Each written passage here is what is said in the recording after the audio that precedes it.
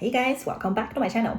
So today we're gonna continue our portfolio review session, and we're going to look at a portfolio from UX designer based in South Africa whose name is Darren. So Darren came into UX since 2018, and he has an advertising background.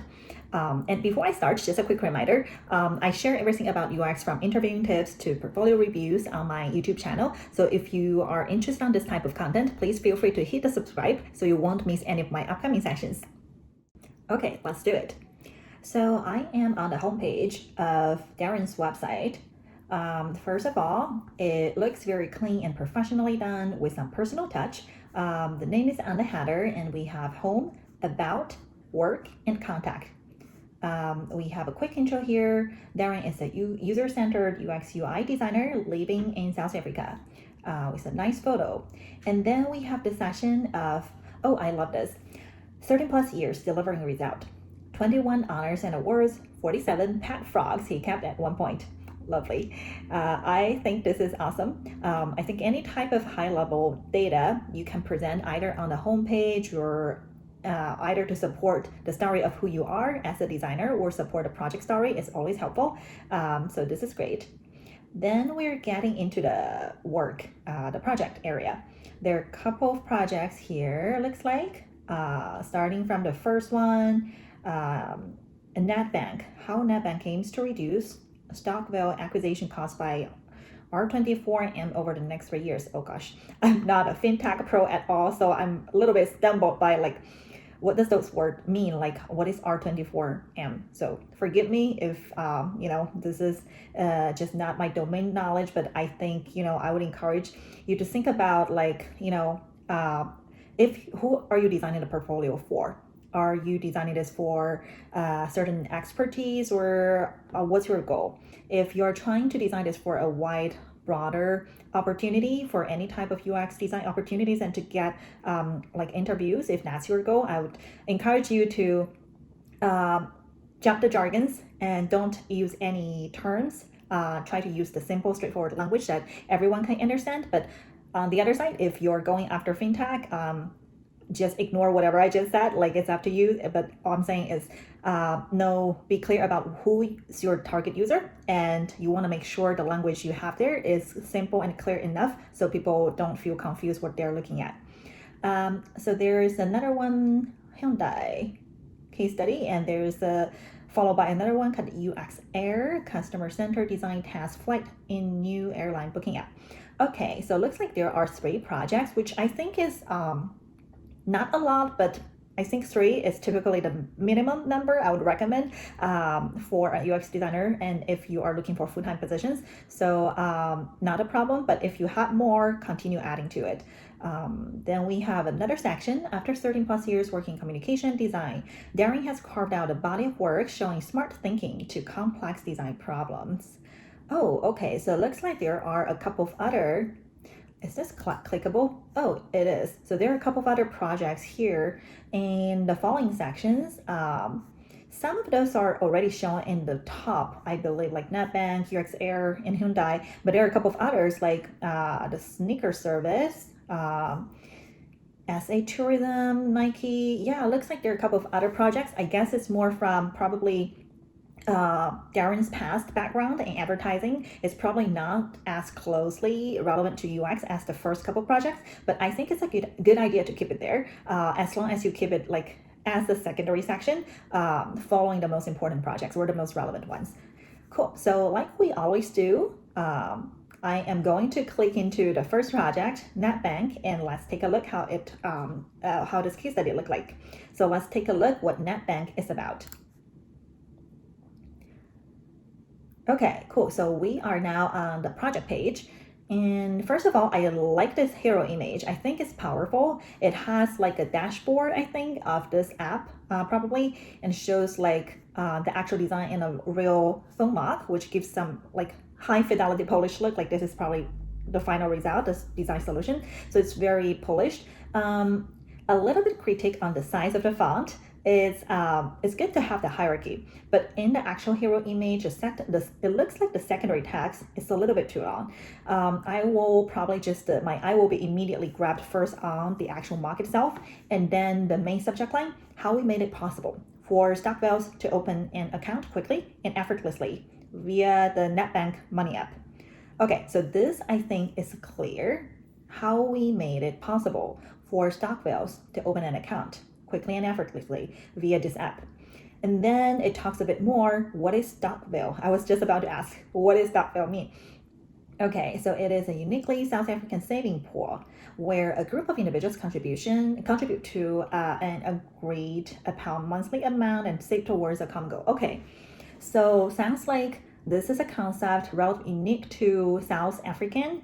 And it also explained a bit more about what is R44 billion per year is saved in Stockwells across. Okay, South Africa, and more than 11 million South Africans are members of Stockwell. I see. So this actually answered some of the questions on top of my mind. Like, what is Stockwells? What does the R44 mean? So I think it's okay. It's okay to have those explanations here because it's directly relevant to the problem statement. What are you solving here? At the same time, I wonder, if there is better ways to position this, to frame this, whether like the actual image, the hero image is the best place to position it, or to actually put it in the paragraph might work better. This is more of thinking out loud rather than a suggestion. I think, just food for thought. Then we have objective, enabling the ability to open a Stockwell account using the NetBank Money app and Money Web. We needed to be able to onboard 3 signatories and allow them to perform sensitive transactions, allow users to upload their minutes and constitutions. The objective and role. Okay, as the senior UX designer, I work closely with the tech lead, blah, blah, blah. To comply with my NDA, I have omitted all sensitive information. Okay, if you guys are showing project that you have signed NDA, I think to have a line to explain this is good. So it has a clear indication. But at the same time, I think in terms of the role, like an objective, I think this is definitely a great session to have as a high level summary of what is your role, what is the goal. Sometimes I see like it's also helpful to include something like what is your focus, what is your scope of work, like what is the platform and what is your deliverables. I think the sentence here works in some way, but it can be like even better. I think if you use even more condensed language or even bullet point, because this is really high level summary. And like I said this many times, all the time, like hiring managers are often in a scanning mode rather than reading. So help create a visual hierarchy and use simple language to explain the key highlights of your project.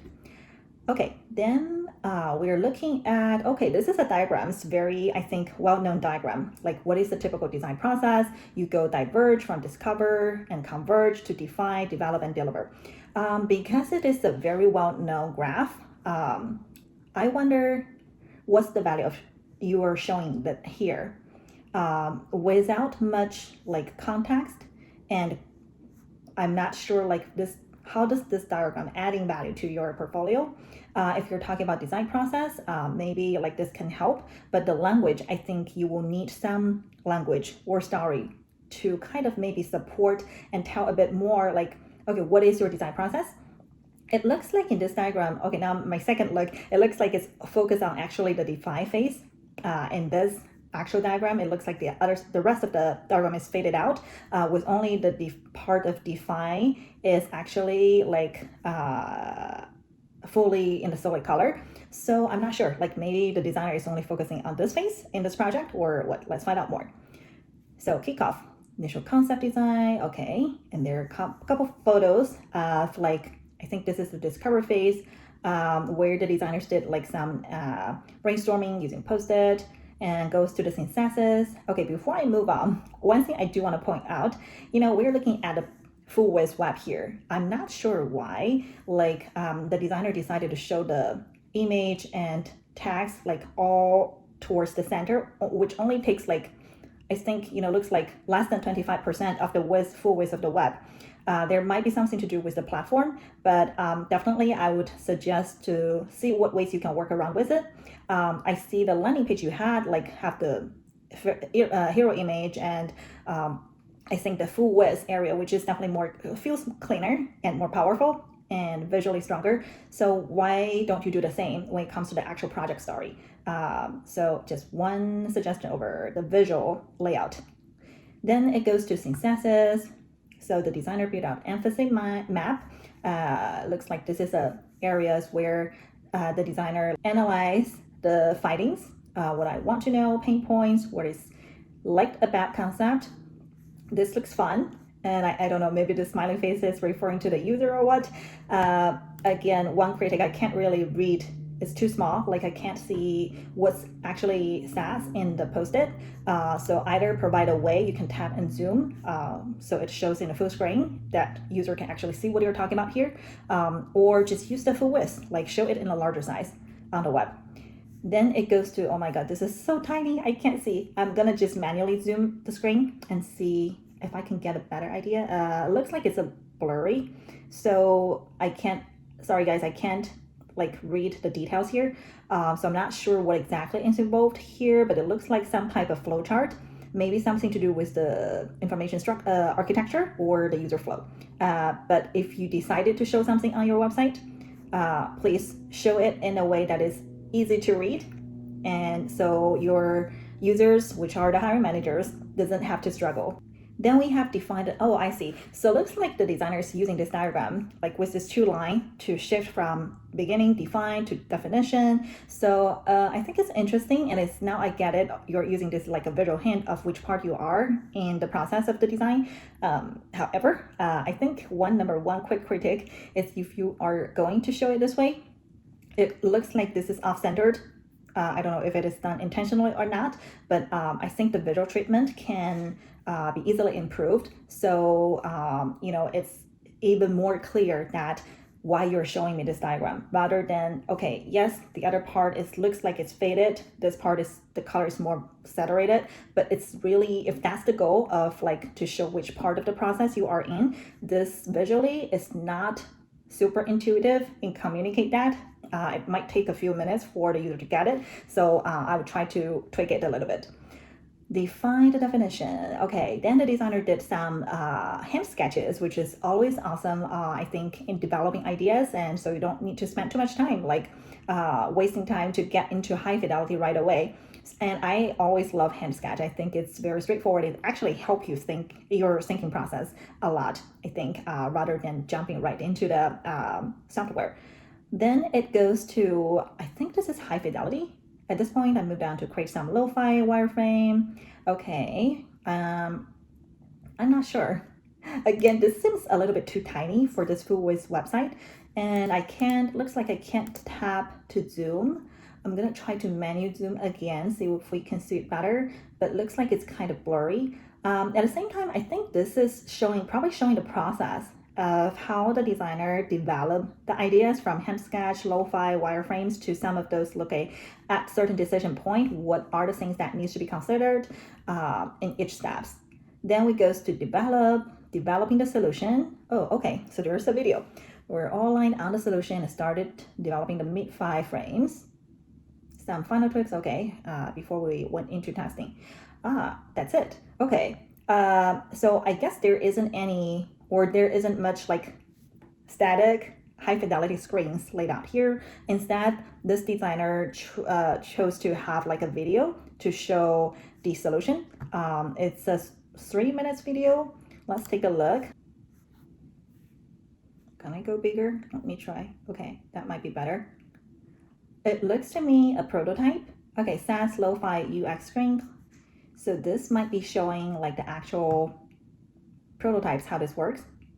This looks like agreement, sign up, next, continue. Before we got started, is this actually probably the onboarding process? There is like basic information the user needs to fill in. Access to camera, take a photo, done, picture has been captured, going next. Okay, so it looks like this video is actually capturing a low fidelity clickable prototypes to show how the product works step by step.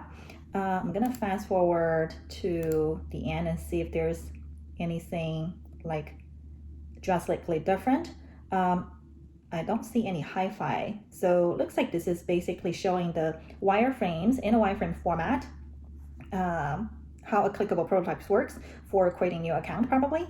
Again, I am not reading every single details here. So it looks to me, this is like sign up, like first time onboarding, probably sign up for account, but I would really appreciate some tags, which you might have here, but I might have just missed it because all the tags, it seems like they're presented in the same hierarchy. But if I would suggest, I think you might want to call out maybe right next to the video to make it really clear, what am I looking at, what this video is about. Is this showing the actual onboarding first time user or returning user? Like, what am I looking at before like you actually get into the video? Ask someone to watch a 3 minutes video as part of evaluating process is a pretty big ask. Am I going to spend the 3 minutes and find out something that I think is helpful and help convince me you are, or you might be a good candidate? Or am I going to left like wondering what I just looked at and have actually raised more questions, confusions, rather than a clear understanding of what you have done and why you landed onto those solutions. So last, this is learnings. End users far less digitally savvy than we okay.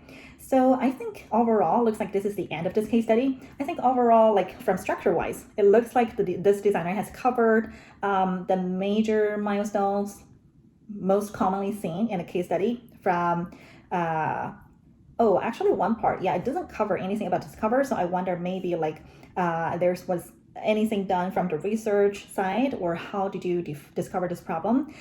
So this case study started from define, which is fine, define the problem, and goes to develop, and the end it shows, I think, develop is the third. Develop is the basically, okay, so this diagram came up 3 times. The first time is define, and the second time was between define and develop. Okay, define the definition. This part is a little bit confusing. What do you mean by define the definition? Are you trying to like define the problem, or would you want to call out the section between the 2 phase of define and develop? Looks to me this is low fidelity wireframes where you're trying to develop ideas, which seems more falling within the actual this part, the third, which is developing design ideas. It feels a little bit incomplete, honestly, because I think post of this part where you showed hand sketches, you showed some hi-fi mocks here. It looks to me hi-fi because I see colors, I see icons, along with some other like more of a lo-fi symbols. But I was hoping to see something like the final solution. Maybe this is an ongoing project, maybe. But at the same time, you set up an expectation at the beginning. You have this more polished final screen in the hero image, which I was as I scroll, I was hoping to see like how did you land onto those final decisions, and what's your final design like, and some design your thinkings behind. But that's the part I think to have a clickable prototype is helpful, but at the same time to add more about the actual like final solutions and with a bit more details of how you landed on there will make the story more complete. So definitely encourage, I think, you to add a bit more details into the hi-fi works, and also like what you did for your landing page. What's your impact? I see you had learnings at the end, but since you mentioned your role here, you work closely with the tech lead, business analysis, like how is the collaboration look like? Did you get data from there that help you like make certain design decisions? And how did you measure your success? Which is always like a super critical part of any kind of project, no matter it's a real project or case study. I think it's critical to show either at the beginning or at the end, what's your impact? What's the result? How did you validate your design and make sure it's successful? If not, what are your thinkings? What else would you want to continue working on? Cool. So that's what we have on this project case study. Then let's take a look at about page like we always do. Okay, so now we are on the about page. It looks to me kind of like a resume. I wonder. It started with Lucky Beard, September 2020 to current. So, and followed by a couple of other experience of the designer where Darren has worked on, what kind of role, what he has done. Okay, at the end you have like a link to see full resume. Not gonna click that at the moment, but I think It's not a bad idea to show your professional experience in a page like About Me. But I would recommend you to try to add a bit more here to make it feel even more attractive as a potential like good fit or for the opportunities you're looking to. Like talk a bit more about this is a page. If I need a resume, I'm gonna go to your resume and download it. But About Me, what's the purpose of this page? What's the point of having a page called About? Uh, if you were the hiring manager, what would you want to learn from there? Try to think from the other side's perspective. I think, my opinion, I think this is a place to really tell a bit more about who you are, what you enjoy doing, your background experience, and what you are looking forward to in your next role. Because if I'm curious about your professional experience, I would go look at your work, your portfolio, your case studies. But the moment when I get here, what I really care and want to find out more is about who you are as a person, as a designer. And so I think this is a good place to talk a bit more than just your professional experience. This is the place I think you can go a little bit more creative than just showing your professional side of experience. And also, I find it helps when you actually get an interview opportunity, and especially as you move forward to those one-on-ones or eventually on-site interviews, to have those like small chats a little bit warm up, and it actually really it's like an icebreaker. Like if you have something here, like say, I don't know, I'm just making this up, like what you had on the homepage, which is really fun, like you had 47 pet frogs, like you have kept at one point, have something fun talking points about you, this can help you create some small chat, fun dialogue to warm up an icebreaker like with the interviewers, which can help both feel a bit more relaxed and steer to the better conversation at those interviews. Okay, so that is all we have today. Finalize hi-fi design solutions and design impact. The result. This will be the two most important thing. I think if that you have some time to continue work on this will be my top recommendations when you are looking for full-time opportunities as UX designer. I think besides visual and the final concept or solution, it's pretty much equally important to show your thinking process. So when you get to the project case study, besides a really attractive hero image, you have to explain your thinking process and how you land onto certain solutions in a really clear way. I think when you actually try to shift your role from advertising background to UX, this is also, I think, a key part to continue working on for everyone, including me. Try to articulate your thinking process in a very easy to understand way. Either it's visual or verbal, find your own way, your own style, but continue working on developing that, because communicate, and elaborate your thinking process will be part of your everyday job. So portfolio is just one part. When you're doing a job searching, it's the place you will have to demonstrate and share clearly how you develop your ideas. But this is also one of the skills worth spending some time and efforts continue building up. It will benefit you in your everyday work if you're working as a UX designer. So that is all I have for today. We'll have more fun stuff to come. So I will see you guys next time. Bye.